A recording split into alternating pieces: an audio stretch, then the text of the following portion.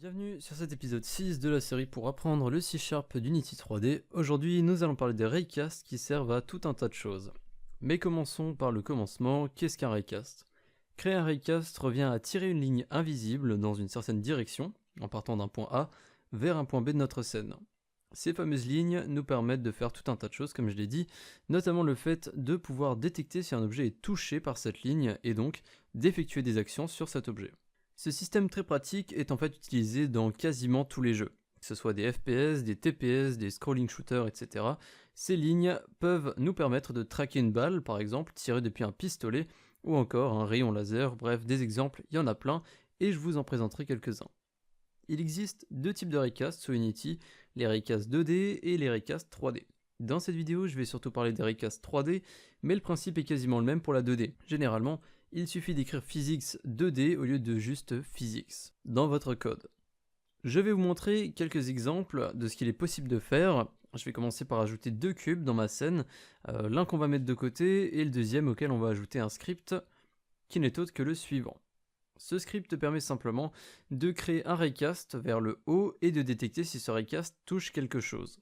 Si c'est le cas, on affiche un message dans la console. Avant d'essayer, je vais vous expliquer les différentes lignes.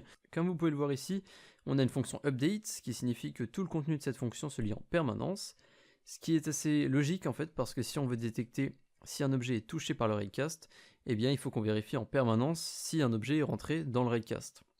À l'intérieur de cette fonction, on retrouve une variable temporaire raycastHit, appelée simplement hit, qui contiendra l'objet touché par le raycast. Et si on a une variable qui contient un objet, eh bien on peut lire toutes ces informations et effectuer toutes les actions que l'on souhaite sur le dit objet. Donc c'est à ça que servira cette variable hit. On retrouve ensuite une ligne optionnelle, debug.drawRay. La classe debug permet de récupérer tout un tas d'informations sur notre code et nos systèmes en général. Je vous recommande la vidéo affichée à l'écran que j'ai réalisée il n'y a pas très longtemps, si vous voulez en savoir un petit peu plus sur cette classe debug. Mais pour faire court, j'ai dit au début de la vidéo qu'un raycast est une ligne invisible. Cette ligne de code va donc nous permettre d'afficher les raycasts dans la fenêtre scène. Ce qui veut dire que pour le joueur, le raycast sera invisible, mais pour nous, en tant que développeurs, sur Unity, cette ligne sera visible. C'est très utile pour tester nos systèmes et voir ce qui éventuellement n'irait pas. Dans cette ligne, on dit à Unity depuis quel objet part notre raycast. Dans notre cas, c'est le cube qui possède cet objet, donc c'est l'objet actuel. On dit à Unity dans quelle direction on va envoyer ce raycast. Ici, j'ai choisi transform.up. Si vous êtes perspicace, vous avez compris que ce raycast ira vers le haut. Et on multiplie cette valeur par la taille du raycast. Ici, j'ai décidé de faire un raycast, donc une ligne de 10 unités de distance, soit 10 mètres. Puis, pour finir, on choisit une couleur pour notre raycast. Généralement, j'utilise du rouge parce que ça se voit bien. Mais vous avez plein de choix différents au niveau des couleurs. Et si vous utilisez beaucoup de raycasts, n'hésitez pas à utiliser des couleurs différentes pour ne pas les confondre lorsque vous êtes dans l'onglet scène. On retrouve ensuite une condition avec notre raycast à l'intérieur des parenthèses. Si on a mis notre raycast à l'intérieur d'une condition, c'est pour lire une certaine partie du code uniquement lorsque ce raycast touche quelque chose. Et cette partie de code qui va se lire, c'est ce qu'il y a dans la condition. Comme vous pouvez le voir, on retrouve pas mal de similitudes avec le debug.drawRay. D'ailleurs, pour y revenir rapidement, le drawRay, vous pouvez le mettre où vous voulez. Moi, je décide de le mettre directement dans update et non pas dans la condition. De cette façon, le raycast sera affiché en permanence, même s'il ne touche rien. Mais si vous voulez afficher le raycast uniquement lorsqu'il touche quelque chose, vous pouvez le mettre dans la condition.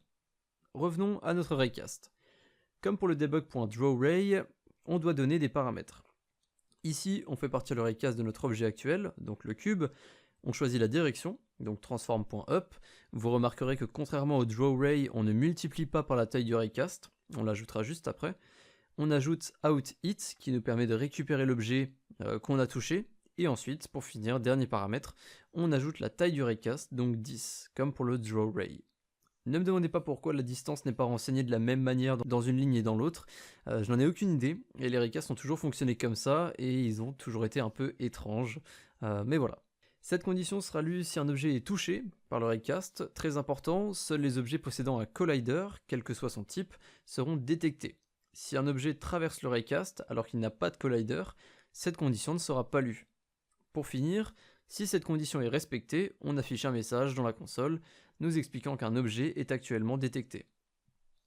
Allez, on va essayer ce premier script. Si je passe dans l'onglet scène, on peut voir qu'il y a effectivement une ligne rouge qui va vers le haut et cette ligne représente notre raycast. Si je glisse donc un objet possédant un collider sur cette ligne, on peut voir que la console va bien nous afficher un message. Cet exemple est probablement le plus basique. Je vais renommer le deuxième cube qu'on avait mis de côté au début en props. Retournons maintenant sur le script, et là je vais modifier mon debug.log, je vais enlever les double quotes et je vais enlever aussi ce qu'elles contiennent pour les remplacer par it.transform.name. Si je réessaye, lorsque mon objet passe dans le raycast, on peut voir le message props apparaître dans la console. Cette expression it.transform.name permet simplement d'afficher le nom de l'objet qui est touché. Vous l'avez probablement compris, en utilisant l'expression it, on peut absolument tout faire sur l'objet. Lire des informations, ajouter ou supprimer un component, accéder à un script, bref, on peut tout faire. Je vais remplacer le debug.log par destroy it.transform.gameObject, ce qui va rendre notre raycast mortel pour tous les objets le traversant, vu que ces derniers seront immédiatement supprimés de la scène. Allez, dernière démonstration pour cet exemple, je vais ajouter une audio source par exemple sur mon props, et dans le script, je vais remplacer la ligne de destroy par la suivante. it.transform.gameObject.getComponent audiosource.enabled égale false. Et comme vous pouvez le voir, au moment où le GameObject entre dans cette ligne rouge, son audiosource se désactive. Seulement, il y a une petite particularité à ce système, c'est que le raycast s'arrête au premier objet qu'il touche.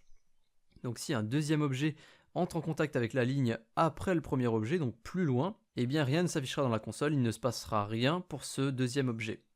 Cependant, en utilisant ce script par exemple, on n'a plus un seul objet hits, mais une liste d'objets hits. On va tout simplement stocker tous les objets qui sont touchés par le raycast, peu importe que ce soit le premier, le deuxième, etc. On va tous les stocker dans cette liste, et j'ai affiché un petit message avec un debug.log dans la console qui me dit combien il y a d'objets dans le raycast.